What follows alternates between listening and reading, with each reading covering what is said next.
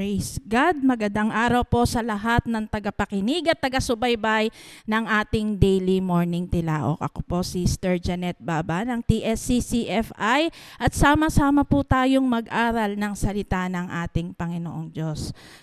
Let's pray. Hallelujah, Lord Jesus. Patuloy po kaming nagpapasalamat, nagpupuri sa dakilang umaga, sa buhay, sa kalakasan na patuloy niyo pinagkakaloob sa bawat isa at dalangin namin ang patuloy niyong pangunguna sa umagang to sa lahat ng maaabot, sa lahat ng makakarinig, naway makapagbigay po ito ng kalakasan at encouragement na kung may pinagdadaanan man pong problema, ito po ay maging kalakasan upang madala po namin sa maghapon. Lord Jesus, pangunahan niyo po sa lahat po na aming gagawin, maitaas ka, mapapurihan ka, at patuloy maitaas ang iyong dakilang pangalan. Maraming po salamat. In Jesus' name, Amen. Praise the Lord. Ang ating focus verse sa umagang to ay Philippians 3:14. Sa NIV version, I press on toward the goal to win the prize for which God has called me heavenward in Christ Jesus. Ito po ay pinamagatan kong pressing toward the goal. At ito nga po, sabi nga po, nung tayo ay tumanggap at nakakilala sa ating Panginoong Diyos, alam natin, nakasabay nito, meron po tayong gagampanan. Tayo po ay tinawag upang maging witness, maging saksi sa kabutihan ng ating Panginoong Diyos. Tulad nga po ng sabi sa Acts 1:8. At dito po ay ipapakilala natin yung kapangyarihan ng ating Panginoong Diyos. Ngunit alam din naman natin na hindi magiging madali na ito nga po ay inihalin tulad sa isang karera na tayo po ay tumatakbo na kung saan marami po tayong mararanasan, marami po tayong lubak-lubak na dadaanan bago po tayo makarating sa dulo. Alalahanin po natin na hindi naman po lahat tayo ay pare-pareho ng nararanasan. Hindi tayo lahat pare-pareho ng pagsubok na dinadaanan. May kanya-kanya po tayong problema. Wala pong magkakaparehong tao na may pare-parehong problema. Ngunit meron naman din po tayong abilidad ayon po sa ibinigay ng ating Panginoong Diyos para harapin yung mga pagsubok at problema na kinakaharap natin. At bagamat iba-iba po tayo ng dinadaanan, ngunit meron po yung pagkakatawag po sa atin ng ating Panginoong Diyos bilang kanyang anak ay may iisa naman pong layunin. At yun po ay ang maging katulad tayo ng ating Panginoong Diyos at sumunod sa kalooban nito. At habang tayo po ay nabubuhay, expect natin na laging may proseso at may progreso na mangyayari. I-quote ko lang po yung verse ni Paul, sabi nga po dito na isang bagay ang ginagawa ko na nililimot ang mga bagay na nasa likuran at tinutungo ang mga bagay na hinaharap. Yun po ay sa Philippians 3:13. At hinalintulad niya po yung kanyang spiritual journey sa isang race na alam niya na kailangan niyang ibigay yung kanyang buong effort, yung buong lakas. Dahil alam niya, pagdating ng huli, nandun yung prize. Merong gantimpala na naghihintay. Kaya ganun din naman yung kanyang ipinayo sa Philippians na sa lahat ng mananampalataya na rin na nandun na magpursige tayo at magsumikap na sumunod sa kalooban ng ating Panginoong Diyos. At ano po ba yung kailangan nating gawin para, sabi nga, habang tayo ay habang tinatakbo natin yung race na ating buhay, ano po ba yung ating mga kailangan? Number 1 po, focus. Ayan. Tulad nga po ni Paul, sa atin, habang tayo po ay nakikipagsapalaran o habang tinatakbo po natin yung ating, yung journey ng ating buhay, inaasahan po natin na sa dulo po nito ay meron po tayong reward. Kaya ang focus po natin ay dun po sa eternal rewards na ibibigay ng ating Panginoong Diyos. Bagamat yun nga po, yung sabi ko po nung una, hindi po ito magiging madali. Dahil habang tinatahak po natin yung landas papunta doon sa nais ng ating Panginoong Diyos, meron po tayong iba't ibang dadaanan. Maari po tayong madapa, maari po tayong malubak.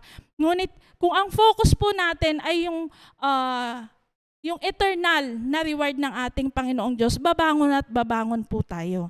Number 2, the race requires forgetting the past. Ito po yung buhay natin o yung mga past experiences natin. Maari po nating lingunin, maari po tayong matuto dun sa ating mga nakaraan, pero hindi po tayo pwedeng mamuhay sa mga past natin. Naalala ko po minsan sa preaching na napakinggan ko noon pa, sabi po doon, na wag po nating hayaan na yung ating mga nakaraan, ito po yung magdikta sa ating kinabukasan. Kaya nga po, sabi nga po dito, hindi na po tayo pwedeng mamuhay sa ating nakaraan. Ibigay na po natin kay Lord yung past natin. May dalawang bagay po tayo na kailangan nating kalimutan sa ating nakaraan. Ito po yung ating mga kabiguan at yung ating mga naging tagumpay. Kapag sinabi po nating kabiguan, kakalimutan na po natin yung mga sugat. Hayaan na po natin na si Lord po yung tumulong sa atin para maghilom po ito. Kailangan na rin po natin ihingi ng tawad at kailangan din po nating patawarin yung ating sarili. Ang kaaway, accuser. Diba? Minsan, lagi niyang ipapaalala yung mga pangit. Lagi niyang ipapaalala yung mga pagkakamali natin. Pero mga kapatid, kung ito po ay na-confess at napagsisihan mo na, huwag mong hayaan na ito pa yung maging hadlang para hindi ka magtagumpay. Katulad nga po tingnan po natin yung nakaraan ni Paul. Di ba mga kapatid, hindi maganda yung naging nakaraan niya. Siya yung tumutugis noon sa mga mananampalataya. Alam po natin yung mga ginagawa niyang, yun po, yung pagpatay sa mga believer nung unang panahon na hindi pa siya nakakakilala. Kung kaya ni Paul na mag-move forward, kaya rin natin yan, mga kapatid. At kung lilingon na naman natin, yung mga naging tagumpay natin, kailangan na po nating iwanan sa nakaraan. Hindi po tayo maaring mamuhay sa nakaraang pagpapala at kalakasan. Focus na po tayo sa ginagawa ng Diyos sa buhay mo ngayon. Marami po tayong pwedeng ma-accomplish at matutunan kung magfo-focus po tayo sa ngayon at hindi po yung mga nakalipas natin na mga tagumpay. Number 3, the race requires forging ahead. Imagine niyo po yung picture ng runner na sinisikap na makarating dun sa finish line. Kasi ang goal mo yung makuha yung prize. Alalahanin po natin na sa journey na ito, kailangan ng pagtsatsaga. Kailangan mo laging piliin ang mga bagay na makapagbibigay ng honor sa ating Panginoong Diyos. Maraming challenges, maraming hamon. Ngunit kailangan mo i-focus, ano ba yung nais mong marating? Ano ba yung pinaka-goal mo? Siyempre, yung heavenly, yung mga makalangit na prize na ibibigay ng ating Panginoong Diyos. At mismong ang ating Panginoong Diyos. Katulad nga po ng sabi ni Paul sa Philippians 3:8, oo nga at lahat ng bagay ay inaari kong kalugihan dahil sa dakilang kagalingan ng pagkakilala kay Kristo Jesus na Panginoon ko, na alang-alang sa kanyang tinitiis ko ang kalugihan ng lahat ng mga bagay at inaari kong suka lamang upang tamuhin ko si Kristo. Kaya sa atin mga kapatid, kailangan na nating yakapin at tanggapin yung new normal. Kasi hindi na tayo pwedeng mamuhay dun sa dating normal natin. Kung dati hindi tayo nagre-respond sa mga panawagan natin sa atin, kung dati hindi tayo regular na nagsisimba o tuwing may okasyon lang, ngayon hahanapin natin yung lugar natin sa church. Katulad ng ginawa ni Paul na kahit anong pinagdaanan niya, ipinaglaban niya yung ministry niya. Number 4, focus. Focus on God. Yan. Ito na po yung panahon sa buhay natin na lahat ng focus natin ay sa ating Panginoong Diyos. Ang sabi po natin, Panginoon, wala tayong ibang dapat sasambahin kundi siya lamang. Hindi tayo maaring maglingkod sa dalawang Diyos. Siya yun laging una. At kailangan alam natin kung ano yung mas importante. Kailangan mo rin matutunang magsabi ng no sa mga mabuting bagay upang matuto kang mag-yes sa pinakamahusay na bagay na kung saan tayo ay tinawag ng Diyos. Katulad nga po ng winika sa Matthew 6:33, alam na po natin yan, unahin natin ang kaharian ng ating Panginoong Diyos. At ang lahat ng bagay ay Kanyang idadagdag. Gugulin natin yung panahon natin bawat araw sa pag-worship sa ating Panginoong Diyos. Kaya nga mga kapatid, ito na po yung panahon para i-renew natin yung commitment natin sa ating Panginoong Diyos upang mas makita natin yung mga bagay na inilaan ng ating Panginoong Diyos sa future natin. Diba? Katulad ni Paul na sabi nga po, kailangan po nating magsumikap upang matamasa natin ang reward na makasama ang ating Panginoong Diyos. Maging matatag sa ating pananampalataya sa kabila man ng mga hadlang at pagsubok. Wag lang po tayo maging kampante, bagkus magpakalago tayo spiritual. Ika nga po, madas po natin marinig, laban lang, di ba? Madas natin yung marinig. Alam natin yan sa buhay natin, marami pa po tayong pagdadaanan. Bagamat tayo po ay nakakilala na, pero sabi nga po, laban lang po tayo. Bilang pagtatapos, lagi po nating alalahanin na binigay ng Diyos ang kanyang buhay para sa bawat isa po sa atin. Binigay niya yung kanyang mga salita para maging gabay sa atin. Ang kanyang banal na espiritu na siyang magko-comfort sa atin. At siya rin yung nagbibigay ng kalakasan at tumutulong sa panahon ng pagsubok. Binigay niya lahat sa atin, mga kapatid, para makarating tayo sa finish line at matanggap yung reward na nagmumula sa ating Panginoong Diyos. Praise God. Ang prayer focus po natin, I pray that we will not give up on our calling, our journey, our growth in Jesus, no matter is happening. Let's pray. Hallelujah, Lord Jesus. Patuloy po kaming nagpapasalamat dahil pinanatili niyo po kaming matatag at matibay. May mga pagkakataon na kami po ay nanghihina, ngunit salamat po sa inyong mga salita na siyang nagbibigay po sa amin ng encouragement para muli pong bumangon.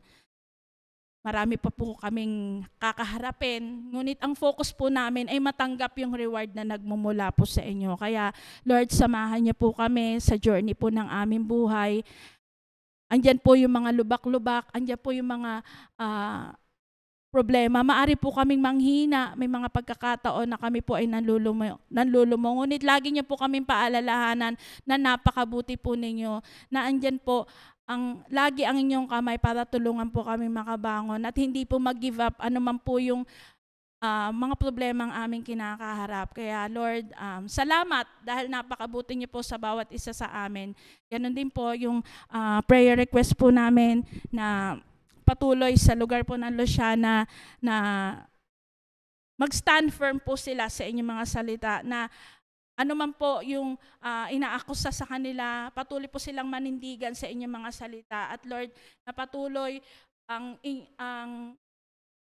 manguna pa rin ang inyong kalooban. Kalooban pa rin po ninyo ang masunod. At naway yung court po ay mag-side sa kanila. Patuloy po nila yung bakit po sila nandun sa lugar na yun ay para i-display ang inyong mga salita. Kaya Lord, kiniklaim po na yung victory sa bawat kapatid, patuloy ng mga namin. OFW, dalangin po kasi patuloy kung sila malayo sa para lang po mabigyan ng magandang kinabukasan ng Lord. At po nang yan, alam po namin, mananatili po kami sa inyong salita, patuloy magiging matibay po kami, patuloy na ito po yung mag-guide po sa amin. Lord, yung karera ng buhay na aming natakbo, mananatili patayo para po, Lord, ma-receive po namin yun.